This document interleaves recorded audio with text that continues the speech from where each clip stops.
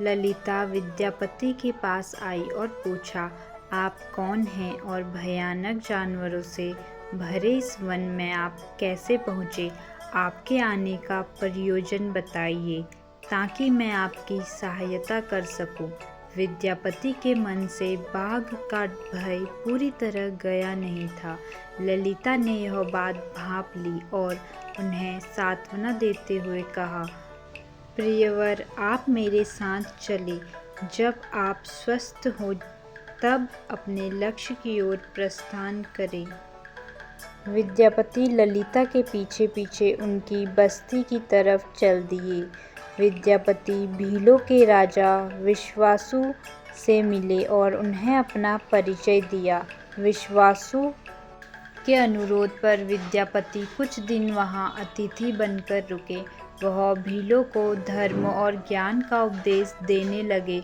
उनके उपदेशों को विश्वासु तथा ललिता बड़ी रुचि के साथ सुनते थे। ललिता के मन में विद्यापति के लिए अनुराग पैदा हो गया। विद्यापति ने भी भांप लिया कि ललिता जैसी सुंदरी को उनसे प्रेम हो गया है, किंतु विद्यापति एक बड़े कार्य के लिए निकले थे। अचानक एक दिन विद्यापति बीमार हो गए। ललिता ने उनकी सेवा की। इससे विद्यापति के मन में भी ललिता के लिए प्रेम भाव पैदा हो गया। विश्वासु ने प्रस्ताव रखा कि विद्यापति ललिता से विवाह कर ले। विद्यापति ने इसे स्वीकार कर लिया। कुछ दिन दोनों के सुखमय पल बीते। ललिता से विवाह करके विद्यापति प्रसन्न तो था, पर जिस महत्वपूर्ण कार्य के लिए वह आए थे वह अधूरा था।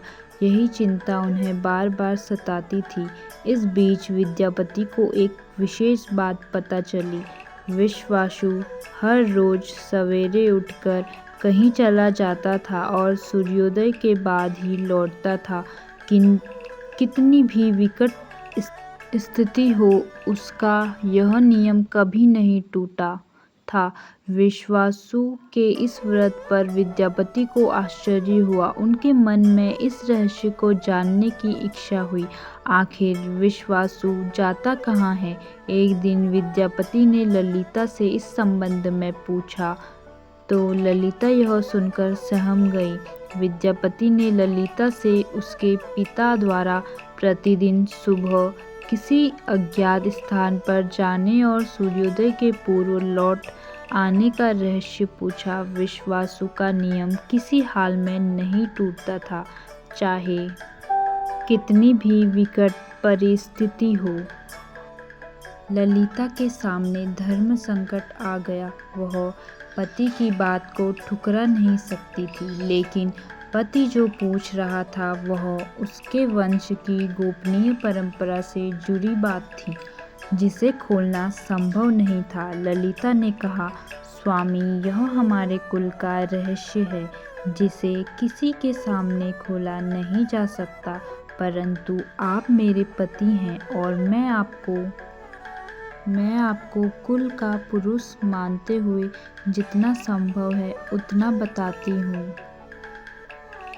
यहाँ से कुछ दूरी पर एक गुफा है जिसके अंदर हमारे कुल देवता हैं। उनकी पूजा हमारे सभी पूर्वज करते आए हैं। यह पूजा निर्बाध चलनी चाहिए। इस पूजा के लिए पिताजी रोज सुबह नियमित रूप से जाते हैं। विद्यापति ने ललिता से कहा कि वह भी उनके कुल देवता के दर्शन करना चाहते हैं। ललिता बोली, यह संभव नहीं। हमारे कुल देवता के बारे में किसी को जानने की इच्छा है, यह सुनकर मेरे पिता क्रोधित हो जाएंगे। विद्यापति की उत्सुकता बढ़ रही थी। वह तरह तरह से ललिता को अपने प्रेम की शपथ देकर उसे मनाने लगे। आखिरकार ललिता ने कहा कि वह अपने पिताजी से विनती करेंगी कि वह आपको देवता के दर्शन करा दे।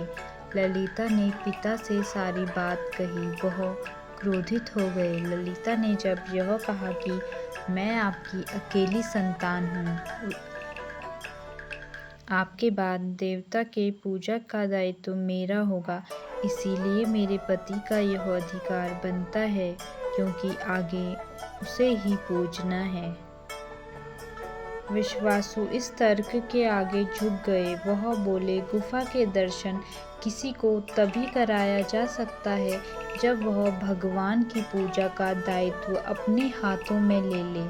विद्यापति ने दायित्व स्वीकार किया तो विश्वासु देवता के दर्शन कराने को राजी हुए।